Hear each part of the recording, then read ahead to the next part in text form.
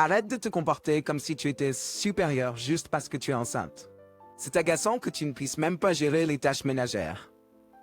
L'attitude de mon mari a changé dès que je suis tombée enceinte. Avant ma grossesse, Kevin était un homme joyeux et plein de vie qui me remontait constamment le moral. Cependant, avec l'aide de mes beaux-parents, je pensais que le comportement de mon mari s'était amélioré. Mais en réalité, c'était juste de la pensée magique de ma part. Je m'appelle Amélie.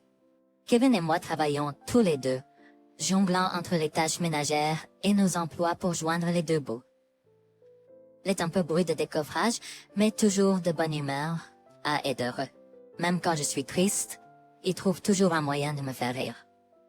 Bien sûr, il lui arrive parfois de manquer de tact social, mais c'est ce que je trouve charmant chez lui.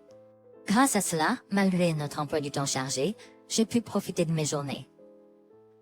Un jour, après plusieurs années de mariage, un changement bienvenu est arrivé pour nous en tant que couple. J'ai été enceinte et notre famille s'est agrandie. Nous étions ravis lorsque nous l'avons appris et nous sommes immédiatement allés partager la nouvelle avec nos beaux-parents. Amélie, merci beaucoup. Si tu as besoin d'aide ou si tu as un problème, laisse-toi parler de ça. Nous sommes là pour te soutenir, Amélie me l'a dit. C'était une offre bienvenue, étant donné que je ressentais un mélange de bonheur et d'anxiété. Même mon beau-père, habituellement réservé, George, a promis de m'aider bien qu'il semblait un peu agité. Alors que mes beaux-parents et moi étions excités par le nouvel ajout à la famille, Kevin était visiblement mal à l'aise depuis qu'il a appris ma grossesse. Quand je lui ai annoncé, sa réaction était plate. « Oh, tu es enceinte? D'accord, j'ai compris. » C'était une réponse étonnamment fade, de la part d'un homme habituellement si joyeux et enjoué. Il semblait être présent à contre-cœur lors de l'annonce à mes beaux-parents, et a à peine participé à la conversation. J'ai attribué son comportement étrange à la soudaine réalisation qu'il allait être père, et qu'il était probablement nerveux à ce sujet. De plus, j'étais tellement ravie d'être enceinte que je n'ai pas prêté attention à sa réaction. Même ma belle-mère, remarquant son comportement, a dit « N'est-ce pas aussi ton enfant? Ne devrais-tu pas être plus heureux ?» Mais même elle n'avait pas l'air trop préoccupée.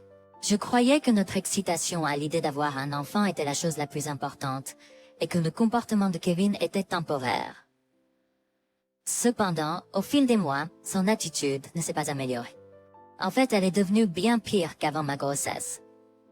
J'ai continué à travailler après être tombée enceinte, mais je me fatigue plus facilement maintenant. Parfois, j'ai du mal avec les tâches ménagères quand je rentre à la maison, ce qui entraîne des commentaires de Kevin comme « Et le dîner ?»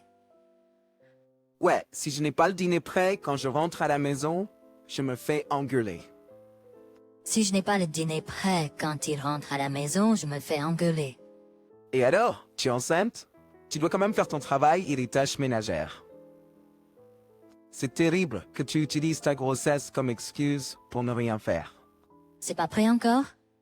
Le fait d'être enceinte ne signifie pas que tu peux te laisser aller en ce qui concerne les tâches ménagères. C'est vraiment inutile. Parfois, les nausées matinales sont si fortes que je dois manquer le travail et les tâches ménagères. Pourtant, mon mari se marie tout à la maison. C'était pas un problème avant ma grossesse. Récemment, cependant, il est rare qu'un jour passe sans qu'il se plaigne. Le bonheur et la gaieté que je ressentais ont disparu. Maintenant, il est toujours de mauvaise humeur à la maison et je ne me souviens même plus de la dernière fois où je l'ai vu sourire. Pourquoi es-tu si irritable depuis que je suis enceinte? Je lui ai posé la question, mais il a simplement répondu de manière agressive. Quoi? Je vais bien. C'est toi qui gâches tout. Depuis lors, il a complètement refusé toute conversation sur le sujet. Pour être juste, je ne suis pas aussi assidue dans les tâches ménagères qu'avant ma grossesse. Mais peu importe à quel point je me sens mal, j'ai fait le strict minimum, et l'homme que j'ai épousé n'aurait jamais élevé la voix pour quelque chose d'aussi insignifiant. Et je fais quelque chose qui l'a offensé sans le savoir. Quand je lui demande, il devient encore plus en colère, et je ne sais toujours pas pourquoi. En conséquence, nous parlons de moins en moins, et quand il me parle, c'est toujours pour se plaindre. La tension était si épaisse qu'on pouvait la couper au couteau, et cela mettait une sérieuse pression sur notre mariage. La pensée d'amener un enfant dans cette situation ne me remplissait que de crainte. Je suppose que ça se voyait sur mon visage. Amélie, tu as l'air triste ces derniers temps. Que se passe-t-il? Ces jours-ci, être à la maison signifie devoir gérer les sautes d'humeur de mon mari, donc je trouve souvent refuge chez mes beaux-parents quand je ne travaille pas. Quand je dis à mon mari que je vais chez ses parents, il ne se peut pas beaucoup, ce qui en fait une bonne échappatoire pour moi. Et je me sens coupable, mais je n'ai pas d'autre endroit où je peux vraiment me détendre. Sur Geneviève, j'ai esquissé un sourire pour ma belle-mère inquiète et j'ai répondu. Mes beaux-parents m'accueillent toujours chez eux sans la moindre grimace. Comment pourrais-je leur dire franchement que leur fils est la raison de mes problèmes? Je ne pouvais tout simplement pas le faire. Mais ma belle-mère a dit, « Nous avons promis de t'aider quand tu as annoncé ta grossesse, tu te souviens? » Pas à toi de dire. Peut-être qu'elle a senti que mon sourire était forcé, car ma belle-mère a pris ma main et m'a regardé dans les yeux. Son regard était sincère, me faisant comprendre qu'elle se souciait vraiment de moi. Sentant le poids de sa sincérité, j'ai jeté un coup d'œil à mon beau-père qui observait de côté. Il a acquiescé en accord, partageant le même regard préoccupé que ma belle-mère. Je ne pouvais plus me retenir devant ces deux âmes bienveillantes. Les mots ont commencé à jaillir de moi, exprimant mes récentes frustrations avec mon mari, mes inquiétudes quant à avoir un enfant bientôt, et me demandant si mon mari serait un parent capable dans son état actuel. Mon mécontentement d'être critiqué quoi que je fasse et ma confusion face au changement de mon mari.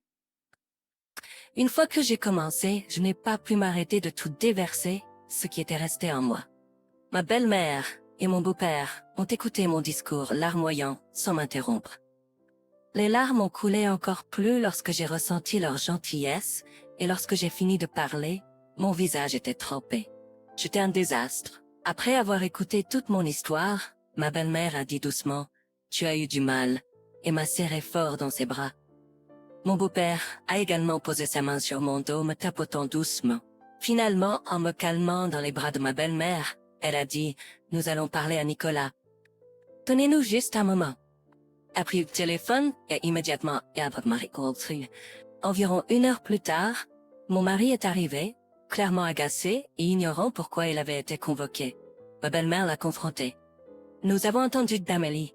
Que diable fais-tu » Après avoir brièvement expliqué la situation, elle lui a donné son avis.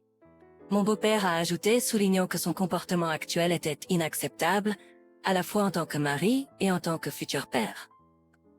Je suis désolé, je suis perdu depuis que nous avons appris que nous allions avoir un enfant. Je ne savais pas quoi faire.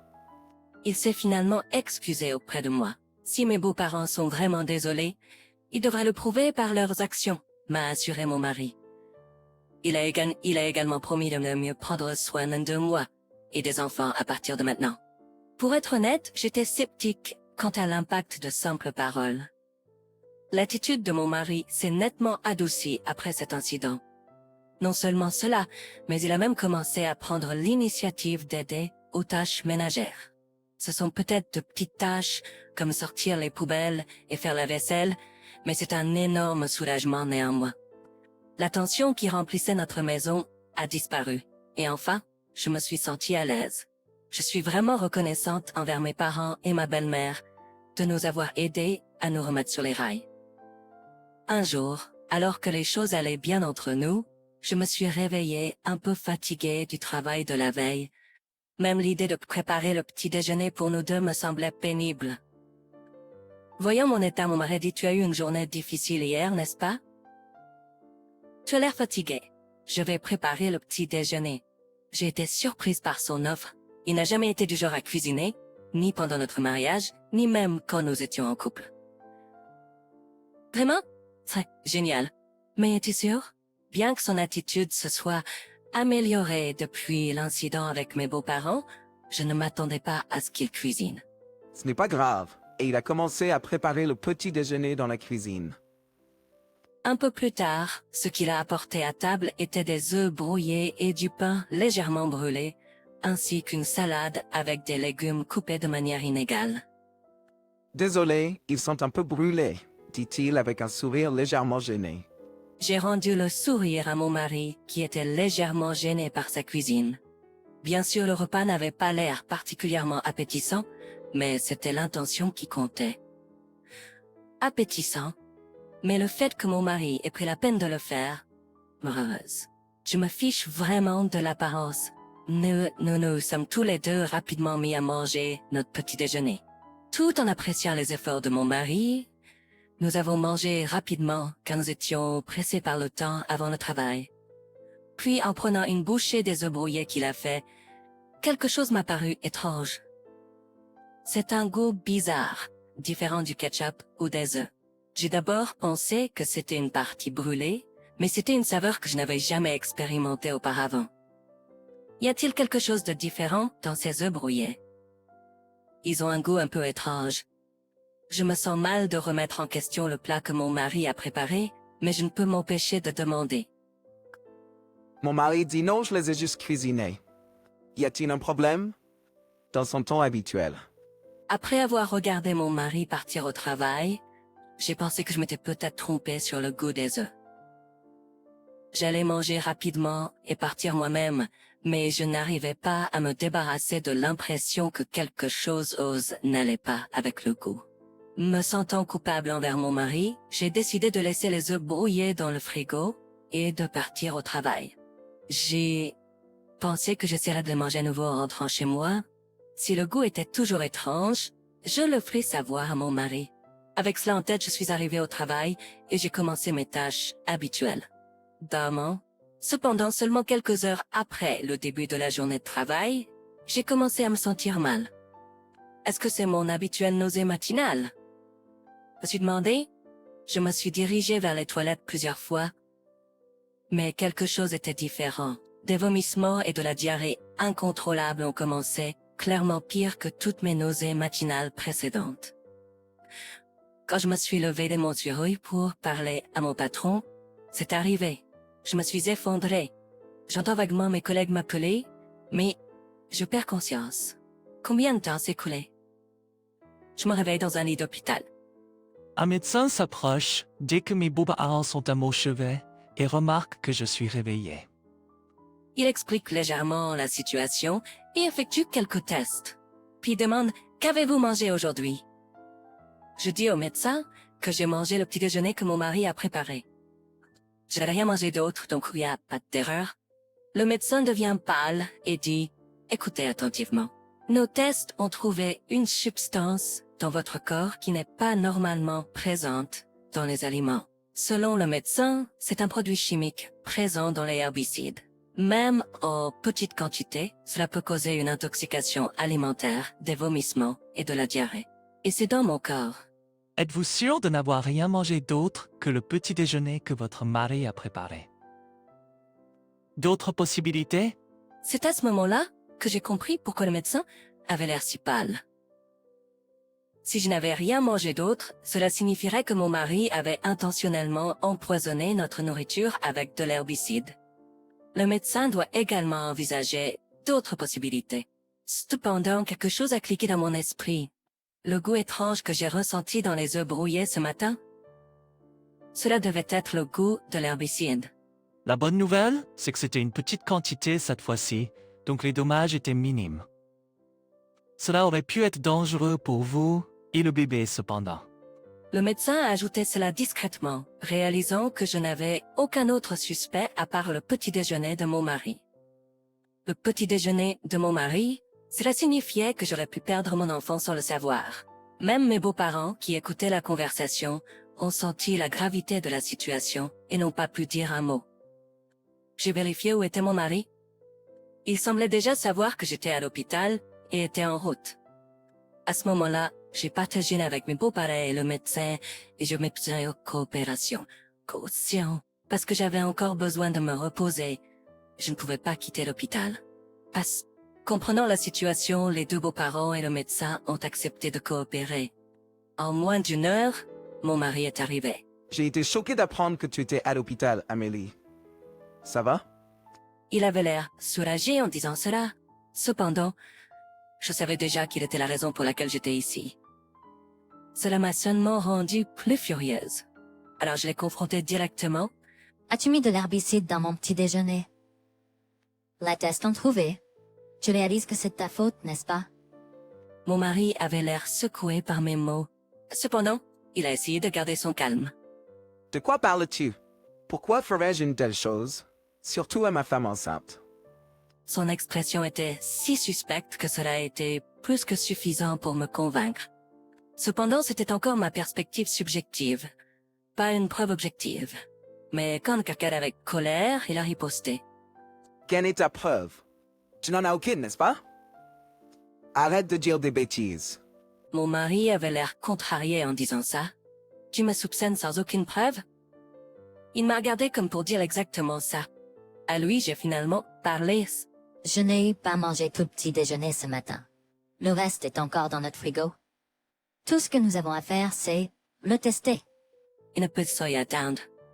Jusqu'à un moment avant, malgré son malaise, mon mari avait une certaine arrogance sur son visage. Cette expression a clairement changé. Son visage est devenu pâle et il a commencé à transpirer abondamment. Après un moment de réflexion, il a dit précipitamment « Je n'ai plus besoin de venir, d'accord? Je viens de me rappeler que j'ai laissé quelque chose au travail. Je rentre chez moi maintenant. » Il semblait prêt à sortir de la chambre d'hôpital. Il prévoit probablement de rentrer chez lui et de se débarrasser du petit déjeuner restant, mais j'ai déjà pris des mesures pour l'en empêcher. J'ai demandé à Camille de remettre le petit déjeuner restant à la police. Ils ont également été informés. Ah, signalé? A-t-il marmonné, l'air stupéfait? À ce moment-là, le son des sirènes de police a résonné à l'extérieur de l'hôpital. On dirait que ta voiture est là. Je suis sûre qu'ils voudront tout savoir. Allez, va-t'en. J'ai regardé les officiers arrivant emmener mon mari. Plus tard, il a été arrêté après que de l'herbicide ait été trouvé dans la nourriture qu'il avait laissée chez nous. Selon sa déclaration, il avait une liaison et prévoyait de me divorcer bientôt. Mais ensuite, ma grossesse a été révélée et même ses parents étaient ravis. Cela a changé l'atmosphère, rendant difficile de parler de divorce. Alors il a pensé que s'il arrivait quelque chose à notre enfant à naître, il pourrait me blâmer et obtenir le divorce. En entendant cela, ses parents et moi étions furieux. Je suis allé là où il était détenu et j'ai rompu nos liens familiaux. Nous avons divorcé et j'ai demandé une compensation. Il faudra beaucoup de temps avant qu'il ne soit libéré, mais nous avons également obtenu une ordonnance de restriction contre lui pour moi et l'enfant. Quelques mois après l'arrestation de mon mari, j'ai donné naissance en toute sécurité à une petite fille. Je suis en train de l'élever et je dois parents et je rencontre Ragil, ma belle famille. Chaque jour, je suis reconnaissant pour le miracle qu'est la vie de ma fille.